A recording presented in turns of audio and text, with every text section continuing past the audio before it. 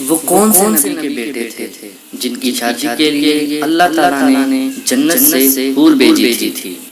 معزز ناظرین، اس واقعہ کا ذکر قصص الانبیاء میں کچھ اس طرح سے درج ہے۔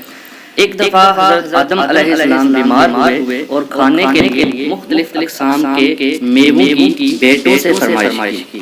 سب بیٹے میوے کے لیے، مگر شیش علیہ السلام تیمارداری میں باپ کی خدمت کے لیے حاضر رہے۔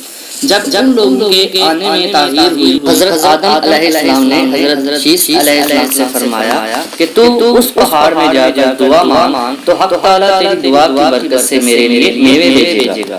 حضرت شیش علیہ السلام نے فرمایا کہ آپ میرے والد بزرگ ہیں تو آپ کی دعا مانگنے سے حق تعالیٰ اپنے رحم و کرم سے بے شک ضرور میوے بھیجے گا، اور آپ کی دعا اللہ تعالیٰ کی درگاہ میں قبول ہے۔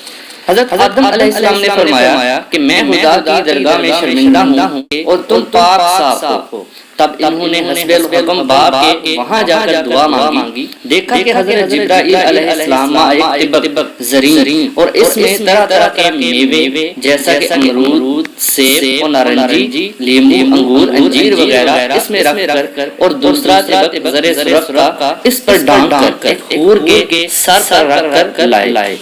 حور اپنے چہرے سے نقاب کھول کر سامنے حاضر ہوئی۔ حضرت آدم علیہ السلام نے حضرت جبرائیل علیہ السلام سے پوچھا یہ حور کس لیے ہے؟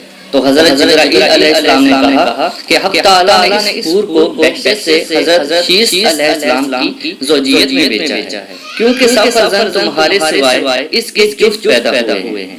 بعض نے روایت کی ہے کہ وہ حور پھر بہشت میں چلی گئی اور ان کے لیے قیامت تک بہشت میں منتظر رہے گی۔ اور مصنف اس کتاب کا کہ حضرت آدم علیہ السلام نے حور کی شادی حضرت شیش علیہ السلام سے کر دی، اور اس حور کی زبان عربی تھی۔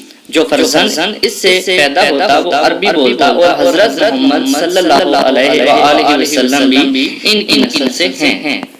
ناظرین، اگر آپ کو آج کی ویڈیو اچھی لگے تو اس کو اپنے دوستوں کے ساتھ ضرور شیئر کریں اور ویڈیو کو لائک کریں اور ہمارے چینل کو سبسکرائب کریں اس طرح کی مزید اچھی ویڈیوز حاصل کرنے کے لیے۔